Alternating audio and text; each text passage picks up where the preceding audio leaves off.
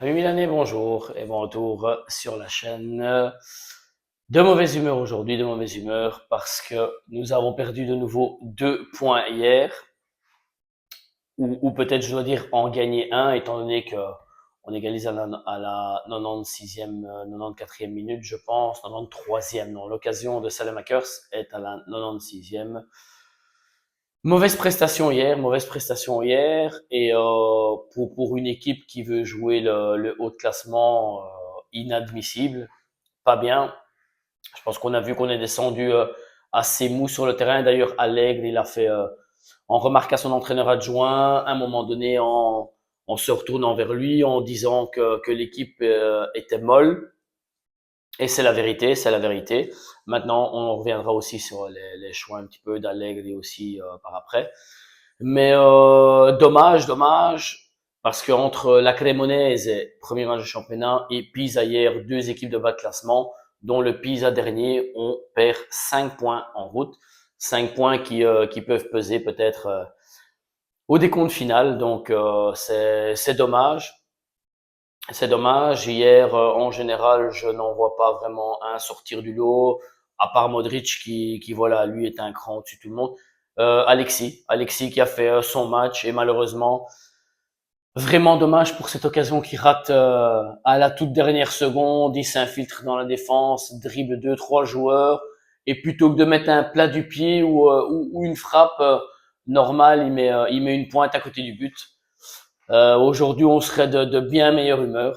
Donc, vraiment dommage pour ça. Mais à part ça, rien à revendiquer par rapport au match.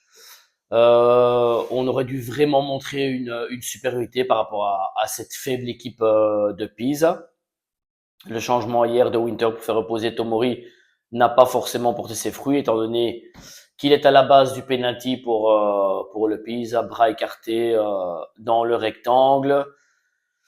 Mais bon, comme je dis, si ce n'est pas contre des équipes de bas de classement ou de mi-classement qu'on peut faire tourner un petit peu l'équipe, je ne vois pas quand on pourrait le faire, parce que même avec deux, trois réserves, une équipe comme le Milan se doit de passer au-dessus. Une équipe comme le Pisa, Fofana, beaucoup de récupération de ballon, mais brouillon, toujours brouillon.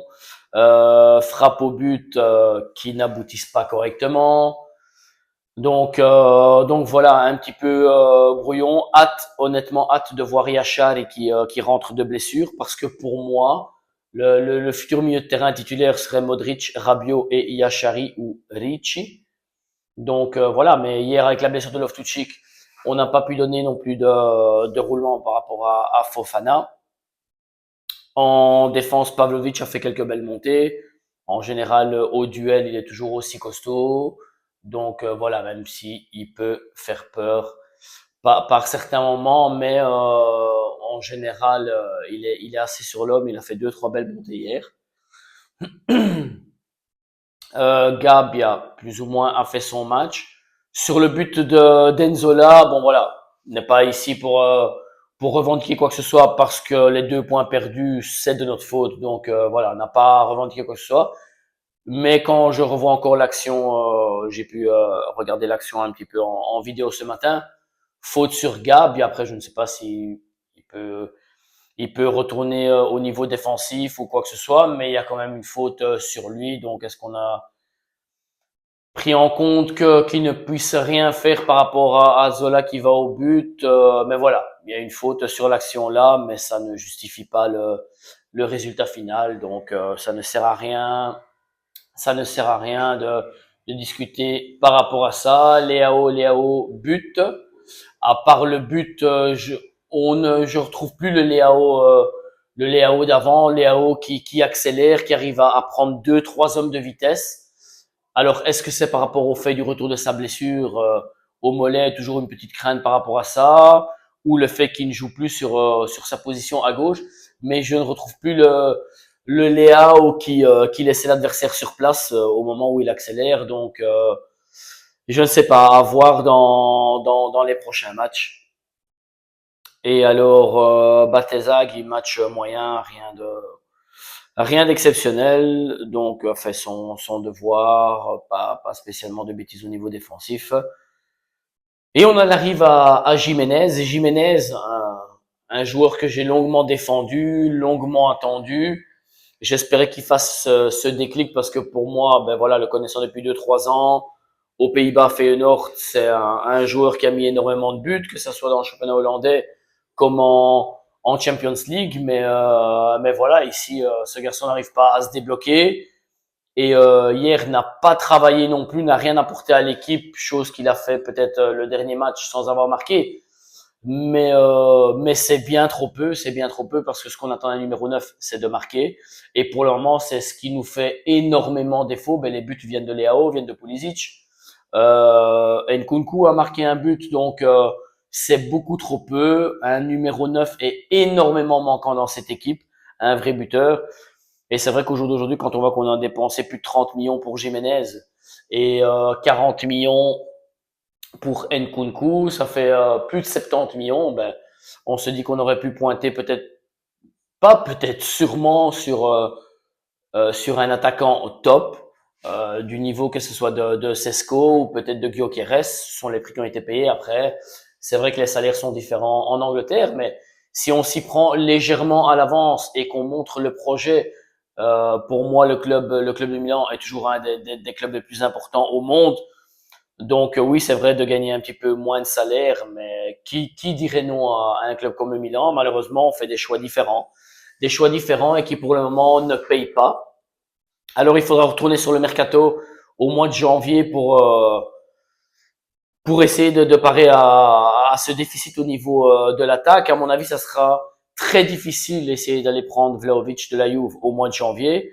Et pour moi, j'aimerais bien que le Milan fasse quand même une tentative en juin, même si Allegri a tout fait pour le prendre au mois de juillet, ça ne s'est pas fait. Vlahovic qui, je ne pense pas, signera la prolongation de contrat à la Juve et pour le moment n'a pas d'autre offre plus importante. Donc il faut rester dessus. Allegri doit rester dessus et il faut faire une tentative avant que les autres mettent la main dessus. Mais il faudrait essayer de faire un essai pour un attaquant au mois de janvier pour euh, pour essayer de débloquer ce résultat plus facilement devant et pas espérer toujours un but de Leao ou de Pulisic ou de Nkunku qui sont des deuxièmes pointes ou des extérieurs. Donc, il y a le nom de Icardi qui a tourné ces jours-ci, de Son qui est à Tottenham en Angleterre, qui est maintenant aux États-Unis et dont il a une trêve là-bas de championnat et pourrait venir jouer en prêt, comme l'a fait Beckham il y a quelques années, pour se tenir en forme aussi pour le mondial. Mais pourquoi pas un Icardi? Icardi, c'est quelqu'un qui connaît le but, qui sait mettre un but,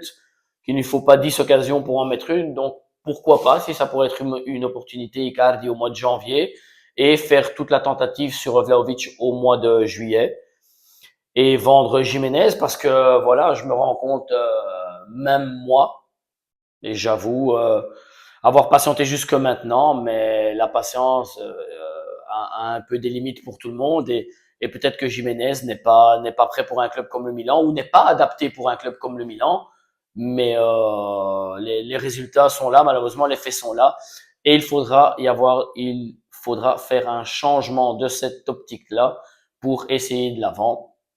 En attendant, espérons récupérer le plus rapidement possible Pulisic et Rabiot. Pulisic serait peut-être récupérable pour Parme, peut-être avant la trêve. Rabiot, à mon avis, ce sera peut-être pour le derby. Yachari, comme je le disais hier, on en parle pour le Parme aussi. Donc voilà, les 2 prochains matchs seront très importants avec des équipes plus difficiles. L'Atalanta, mardi à Bergamo et on reçoit à San Siro la Rome la semaine prochaine. Donc 2 matchs difficiles où il va falloir faire 6 points parce qu'on a perdu 2 points ici en route contre le Pisa. Donc si on veut continuer à faire ce chemin et rester en haut de classement, essayons de prendre un maximum de points dans ces 2 matchs-là. Et espérer peut-être aussi un faux pas de Naples et l'Inter aujourd'hui, qui c'est peut-être un nul pour ne pas se faire passer devant par l'Inter ou le Naples ce soir ou la Rome aussi qui se déplace à Sassuolo et en attendant aussi un résultat de la Juve demain contre la Lazio.